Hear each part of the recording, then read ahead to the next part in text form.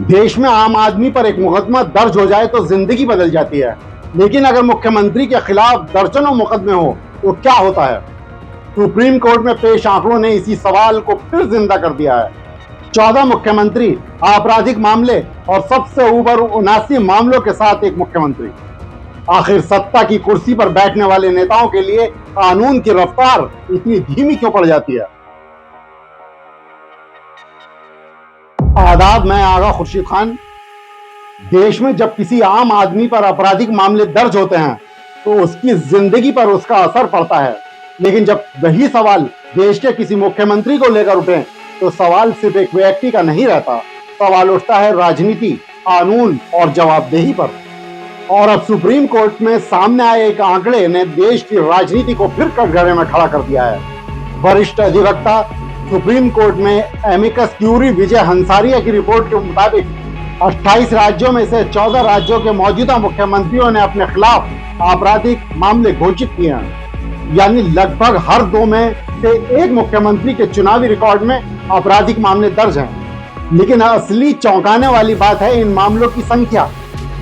सबसे ऊपर हैं तेलंगाना के मुख्यमंत्री ए रेवंत रेड्डी, 79 मामले, और इसके बाद आंकड़े लगातार सामने आते जाते हैं। तो आइए एक एक करके जानते हैं कि किन मुख्यमंत्रियों के खिलाफ कितने मामले घोषित किए गए हैं।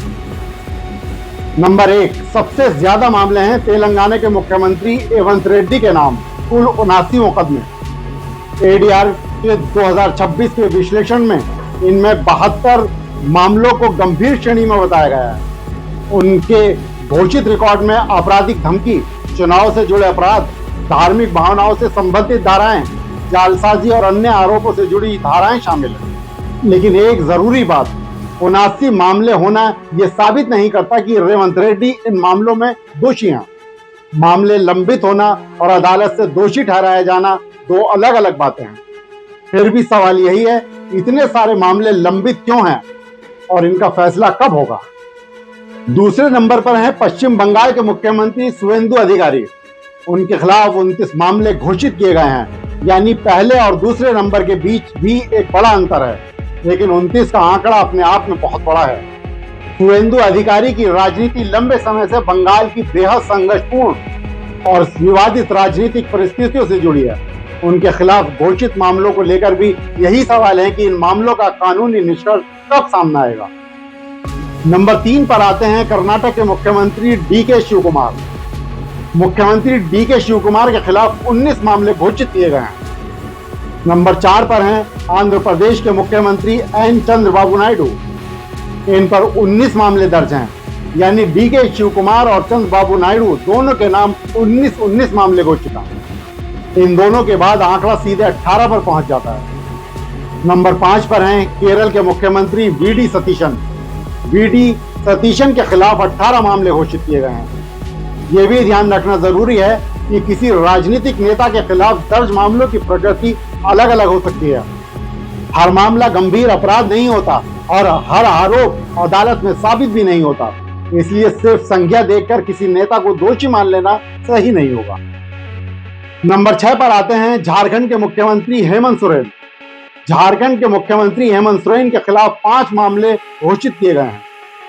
79 से शुरू हुई यह सूची अब 5 पर आ गई है, लेकिन सवाल वही है, क्या राजनीतिक पद पर बैठे लोगों के खिलाफ लंबित मामलों की सुनवाई सामान्य रफ्तार से होनी चाहिए या इनके लिए अलग व्यवस्था होनी चाहिए।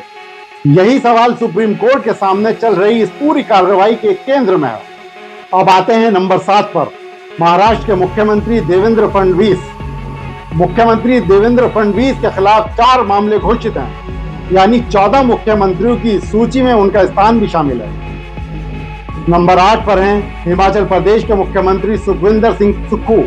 इनके खिलाफ भी 4 मामले घोषित किए गए हैं। इस तरह 4 मामलों के साथ 2 मुख्यमंत्री इस सूची में हैं, देवेंद्र फडणवीस और सुखविंदर सिंह सुक्खू। नंबर 9 पर आते हैं तमिलनाडु के मुख्यमंत्री सी जोसेफ विजय। मुख्यमंत्री सी जोसेफ विजय के खिलाफ 2 मामले घोषित हैं। यहाँ भी वही कानूनी सिद्धांत लागू होता है, मामला होना और दोष सिद्ध होना अलग अलग बातें हैं। नंबर 10 पर हैं बिहार के मुख्यमंत्री सम्राट चौधरी। बिहार के मुख्यमंत्री सम्राट चौधरी के खिलाफ भी 2 मामले घोषित हैं। यानी तमिलनाडु और बिहार दोनों के मुख्यमंत्रियों के नाम दो मामले हैं। अब आते हैं उन 4 मुख्यमंत्रियों पर जिनके नाम एक एक मामला घोषित है। 11 नंबर पर सिक्किम के मुख्यमंत्री प्रेम सिंह तमांग, एक मामला। 12 नंबर पर पंजाब के मुख्यमंत्री भगवत मान, एक मामला। 13 नंबर पर उड़ीसा के मुख्यमंत्री मोहन चरण मांझी, एक मामला। 14 नंबर पर राजस्थान के मुख्यमंत्री भजन लाल शर्मा, एक मामला। एडीआर के 2026 विश्लेषण में इन चारों के साथ कुल 14 मुख्यमंत्रियों की यह सूची दी गई है। लेकिन असली सवाल सिर्फ 14 मुख्यमंत्रियों का नहीं है। अब जरा तस्वीर को बड़ा करके देखिए। यह मामला सिर्फ मुख्यमंत्रियों तक सीमित नहीं है। सुप्रीम कोर्ट में पेश रिपोर्ट के मुताबिक सिटिंग सांसदों में भी बड़ी संख्या ऐसे लोगों की है जिन्होंने अपने खिलाफ आपराधिक मामले घोषित किए हैं। रिपोर्ट के अनुसार 326 मौजूदा सांसदों के खिलाफ आपराधिक मामले घोषित हैं और जुलाई 2026 तक मौजूदा तथा पूर्व सांसदों विधायकों से जुड़े 4192 आपराधिक मामले लंबित बताए गए हैं। यही वजह है कि सुप्रीम कोर्ट के सामने सवाल सिर्फ यह नहीं है कि नेताओं के खिलाफ मामले हैं या नहीं। बड़ा सवाल यह है इन मामलों का फैसला कब होगा, क्योंकि अगर किसी नेता पर आरोप है और मामला वर्षों तक चलता रहता है तो जनता के सामने 2 तरह की समस्याएं पैदा होती है। अगर आरोप झूठा है तो आरोपी नेता को भी वर्षों तक आरोप का बोझ क्यों उठाना पड़ेगा, और अगर आरोप गंभीर और सही साबित होता है तो फैसला आने में इतनी देरी क्यों। यानी न्याय में देरी दोनों तरफ नुकसान करती है। जिस मामले में रिपोर्ट सामने आई है वह कोई नया विवाद नहीं है। ये सांसदों और विधायकों के खिलाफ आपराधिक मामलों की सुनवाई तेज करने से जुड़ी करीब 1 दशक पुरानी कार्रवाई। विजय हंसारिया ने अदालत के सामने मामलों के तेजी से निपटारे के लिए विशेष अदालतों और समयबद्ध सुनवाई जैसे उपायों की जरूरत पर भी जोर दिया है। रिपोर्टों के मुताबिक लंबित मामलों के तेजी से निपटारे के लिए लगभग 1 साल के भीतर मामलों को निपटाने की दिशा में व्यवस्था बनाने का सुझाव दिया गया है, और यही बात लोकतंत्र के लिए सबसे महत्वपूर्ण है। जनता नेता चुनती है, लेकिन न्याय व्यवस्था यह तय करती है कि आरोप का सच क्या है। अब एक और बड़ा सवाल, क्या कानून सबके लिए बराबर है? सोचिए, एक तरफ आम नागरिक से उम्मीद की जाती है कि वह कानून का सम्मान करे, दूसरी तरफ देश के सबसे बड़े लोकतांत्रिक पदों पर बैठे नेताओं के खिलाफ मामले सालों तक लंबित रहें तो स्वाभाविक रूप से जनता सवाल पूछेगी। लेकिन इस मुद्दे पर एक और सावधानी जरूरी है। हमें यह नहीं कहना चाहिए कि इन 14 मुख्यमंत्रियों को अपराधी साबित कर दिया गया है। यह आंकड़े घोषित लंबित आपराधिक मामलों से जुड़े हैं। किस मामले में आरोप तय हुए हैं, किसमें जांच चल रही है, किसमें अदालत का फैसला आया है, यह हर मामले में अलग अलग सवाल है। इसलिए लोकतंत्र में सही तरीका यही है, ना आरोप को फैसला मानिए, ना आरोपी को निर्दोष घोषित कीजिए। बस इतना कहिए, मामला अदालत में है तो फैसला भी अदालत से जल्द आना चाहिए। दोस्तों, आखिर हम अपने मुख्यमंत्री से चाहते क्या हैं? सिर्फ एक ऐसा चेहरा जो चुनाव जीत जाए, या फिर ऐसा नेता जिसके सामने सत्ता हो तो अभी कानून सबसे ऊपर हो? आज जब सुप्रीम कोर्ट के सामने देश के 14 मुख्यमंत्रियों के खिलाफ आपराधिक मामलों का यह आंकड़ा सामने आया है तो यह सिर्फ नेताओं पर लगे मुकदमों की कहानी नहीं है। ये उस राजनीति का आईना है जिसमें जनता अपने भविष्य की चाबी नेताओं के हाथ में सौंपती है। और इतिहास में ऐसे उदाहरण भी रहे हैं जब सरकारों ने सत्ता में आने के बाद नेताओं और कार्यकर्ताओं से जुड़े मुकदमे वापस लेने के फैसले किए।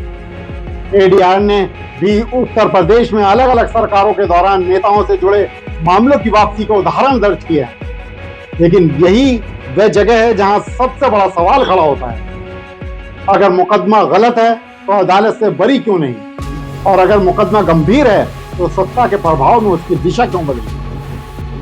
क्योंकि मुख्यमंत्री वह नहीं होना चाहिए जिसके लिए कानून अलग हो। मुख्यमंत्री वह होना चाहिए जिसके सामने कानून की किताब खुली हो और सत्ता का अहंकार बंद। उसे गरीब की आवाज भी उतनी ही सुनाई देनी चाहिए जितनी किसी बड़े उद्योगपति की। उसे अपने विरोधी के लिए भी वही न्याय मांगना चाहिए जो वह अपने समर्थक के लिए मांगता है। और सबसे जरूरी बात, मुख्यमंत्री की कुर्सी मुकदमों को खत्म करने की ताकत नहीं, बल्कि व्यवस्था को इतना मजबूत करने की जिम्मेदारी होनी चाहिए कि सच और झूठ का फैसला अदालत करे, सत्ता नहीं। आज देश को ऐसे मुख्यमंत्री चाहिए जो अपने पीछे मुकद्दमों की फाइलें नहीं, विकास की मिसालें छोड़ें।